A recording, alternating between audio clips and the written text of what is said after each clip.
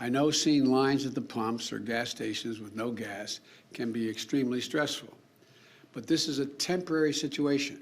Thursday, the president did what he could to urge calm. How many gas stations have you tried? 8.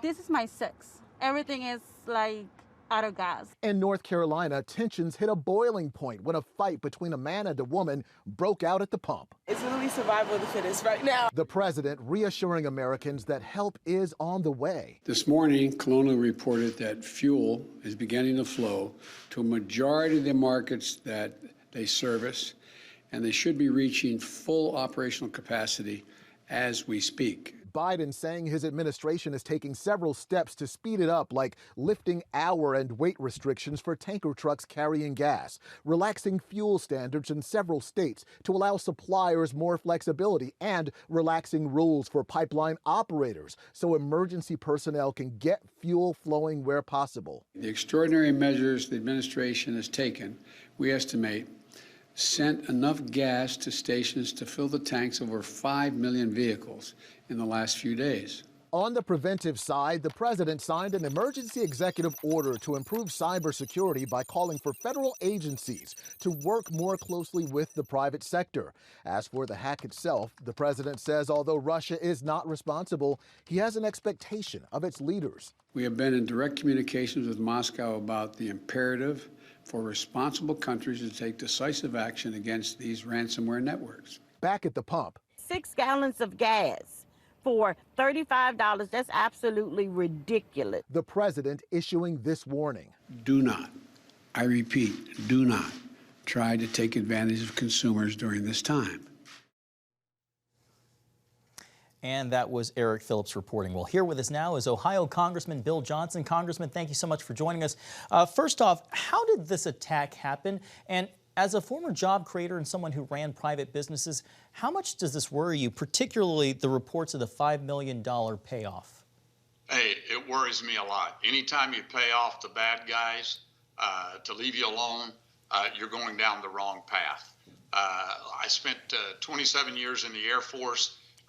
Nearly 35 to 40 years as an information technology professional.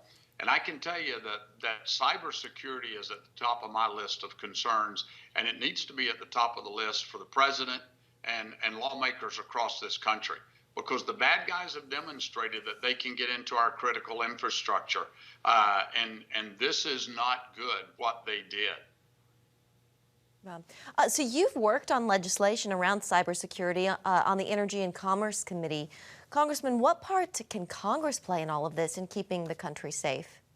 Well, we've got to keep a focus on it, and we've got to make sure that the federal government and the agencies responsible for implementing cybersecurity protections, that they have the tools that they need.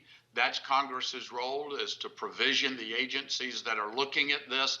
But it's going to take an all-out effort. Look, computers work off of ones and zeros. And as long as they work off of ones and zeros, bad guys are going to be out there trying to get in. You've probably heard this before. Bad guys only have to be right once.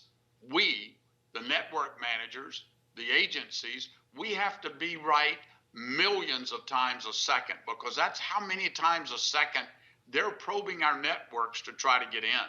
So these are not isolated situations. There are these, in essence, companies and organizations, both state-run and companies on the fringe in foreign countries, that are actively trying to get into our networks. We saw the SolarWinds hack not too long ago.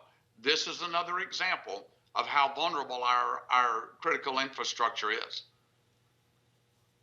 Congressman Johnson, as an Air Force brat, we thank you for your service and all those who served in uniform.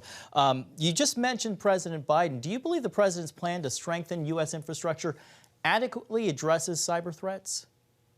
No, I don't. No, I don't. I don't think that the administration has a grasp on just how critically important cybersecurity is.